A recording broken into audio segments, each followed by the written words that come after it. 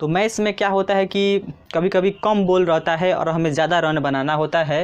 तो देखिए कि मान लीजिए 6 बॉल है और हमें 20 रन या 22 रन बनाना होता है किसी खिलाड़ी को।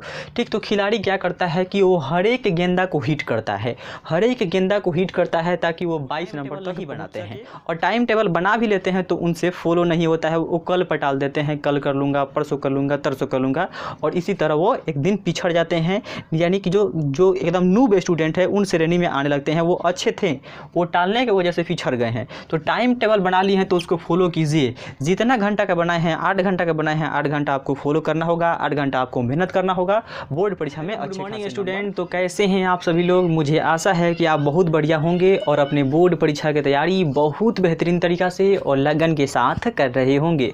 आज की इस नए वीडियो में हम आपके साथ शेयर करने वाले हैं कि कम समय में ज़्यादा नंबर कैसे लाएं, यानी कि कम समय में ज़्यादा नंबर हम लोग कैसे अचीव कर सकते हैं। देखिए, सबसे पहले मैं आपको बता दूं कि जैसे ही हमारा नवंबर चालू होगा और इस नवंबर बीतेगा तो छात्रों के मन में एक अजीब सी फीलिंग आएगी, अजीब सी सीरियस होंगे और अजीब से उनकी धड़कनें तेज हो जाएगी कि इतने कम समय में हम पूरे सिलेबस को कैसे कवर करें। देखिए, कुछ छात्र छात्राएं कुछ तैयारी कर चुके हैं और कुछ तैयारी कर रहे हैं, और अब तक जो कुछ भी तैयारी नहीं किए हैं तो उनके लिए जो वीडियो है काफ़ी इम्पोर्टेंट है और बहुत खास होने वाला है। इसमें आपको बताए जाएंगे टॉपर टिप्स के कुछ तरीके और कुछ महत्वपूर्ण बातें जिसको अगर आप फॉलो कर लेते हैं तो बोर्ड परीक्षा में आपके अच्छे खासे परसेंटेज जरूर प्राप्त होंगे।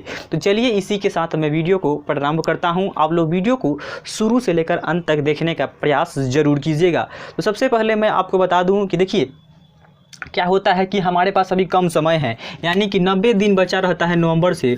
उसके बाद इतने कम समय में हमें इतने बड़े सिलेबस का तैयारी करना होता है बोर्ड परीक्षा के लिए।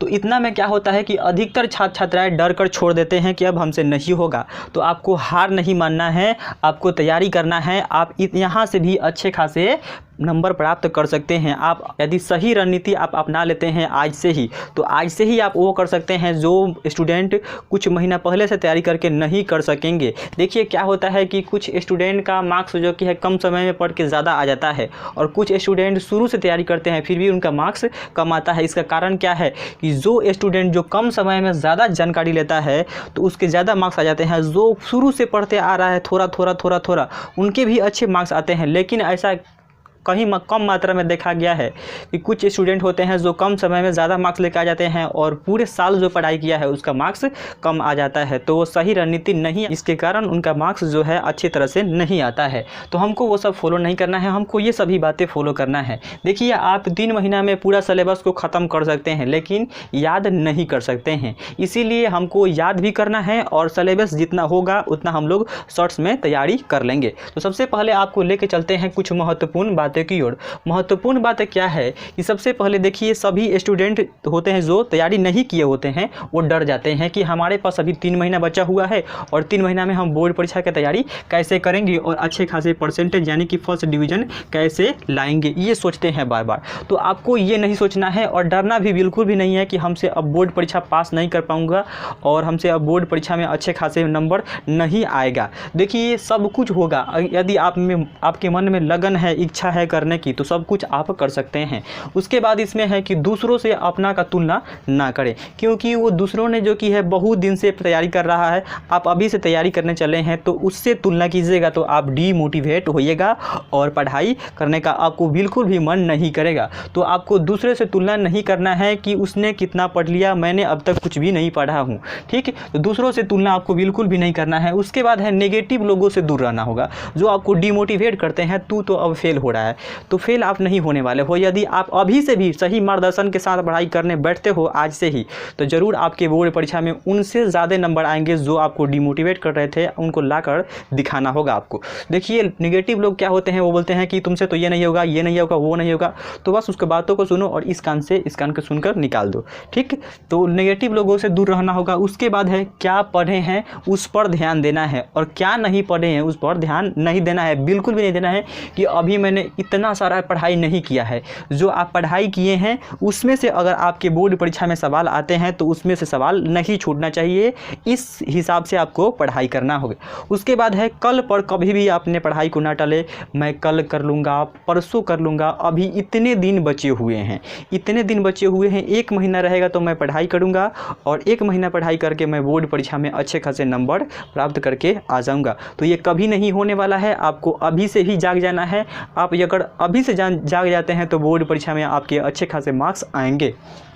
उसके बाद है मन में रहना चाहिए कि हमें मेहनत ज़रूर करूँगा और मेहनत करके बोर्ड परीक्षा में अच्छे खासे नंबर लाऊंगा, फर्स्ट डिवीज़न में वो भी अच्छे परसेंटेज के साथ लाऊंगा। देखिए कभी कभी क्या होता है कि आप मैच देखे होंगे, तो मैच में क्या होता है कि कभी कभी कम बॉल रहता है और हमें ज़्यादा रन बनाना होता है। तो देखिए मान लीजिए 6 बॉल है और हमें 20 रन या 22 रन बनाना होता है किसी खिलाड़ी को, ठीक। तो खिलाड़ी क्या करता है कि वो हर एक गेंदा को हिट करता है, हर एक गेंदा को हिट करता है ताकि वो 22 नंबर तक पहुंच सके और जीत हासिल कर सके। तो उसको क्या करना होता है, वो हर एक गेंदा को हिट करना होता है। आपको ही प्रतिदिन हौंक कर पढ़ाई करना होता है, यानी कि हौंक कर वो खेलने का प्रयास करता है, हर एक गेंदा को हिट करता है।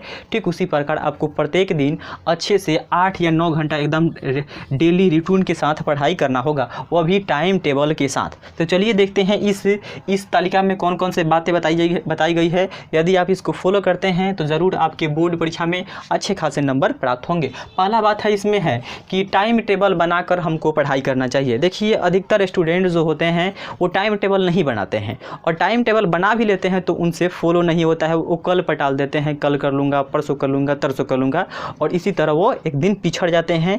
यानी कि जो एकदम नूब स्टूडेंट है उन श्रेणी में आने लगते हैं, वो अच्छे थे, वो टालने की वजह से पिछड़ गए हैं। तो टाइम टेबल बना लिए हैं तो उसको फॉलो कीजिए। जितना घंटा का बनाए हैं, 8 घंटा का बनाए हैं, 8 घंटा आपको फॉलो करना होगा, 8 घंटा आपको मेहनत करना होगा बोर्ड परीक्षा में अच्छे खासे नंबर लाने हेतु। उसके बाद है बोर्ड के पैटर्न के हिसाब से हम लोग हमेशा तैयारी करना चाहिए।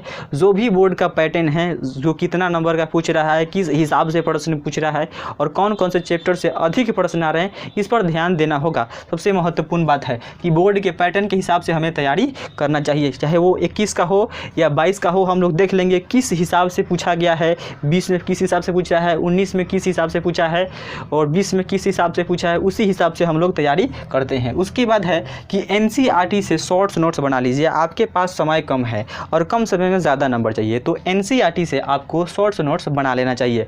एनसीईआरटी का शॉर्ट्स नोट्स कैसे बनेगा भाई, तो आप देखिए एनसीईआरटी के जो लास्ट पेज रहता है स्मरणीय तथ्य, यानी जो भी आप पढ़े रहते हैं पूरे चैप्टर में, पूरा निष्कर्षण दिया रहता है कि इस चैप्टर में कौन कौन से महत्वपूर्ण बात है।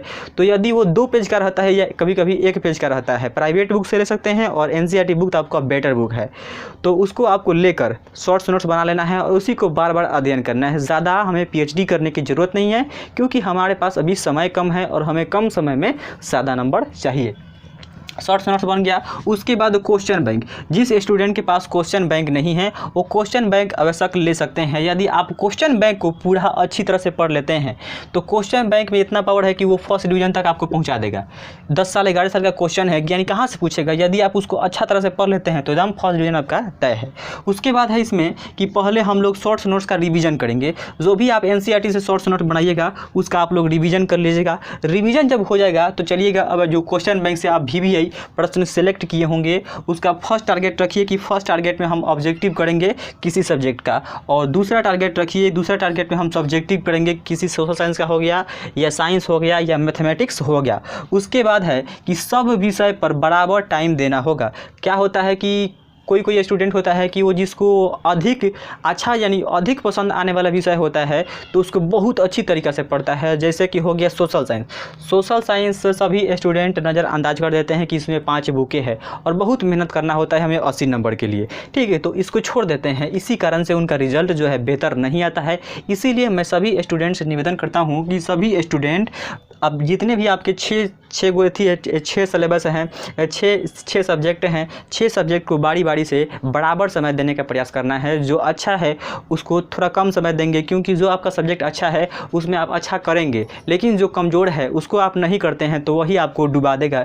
इसीलिए सभी पर हमें विशेष ध्यान देना होगा, चाहे वो मैथमेटिक्स हो, चाहे वो हिंदी हो, चाहे वो अंग्रेज़ी हो, और चाहे वो सोशल साइंस हो या साइंस हो, सभी का हम लोग बराबर लेके चलेंगे, तभी आपके बोर्ड परीक्षा में अच्छे खासे नंबर आएंगे, यानी कि फर्स्ट डिवीज़न तक आप पहुंच पाएंगे कम समय में।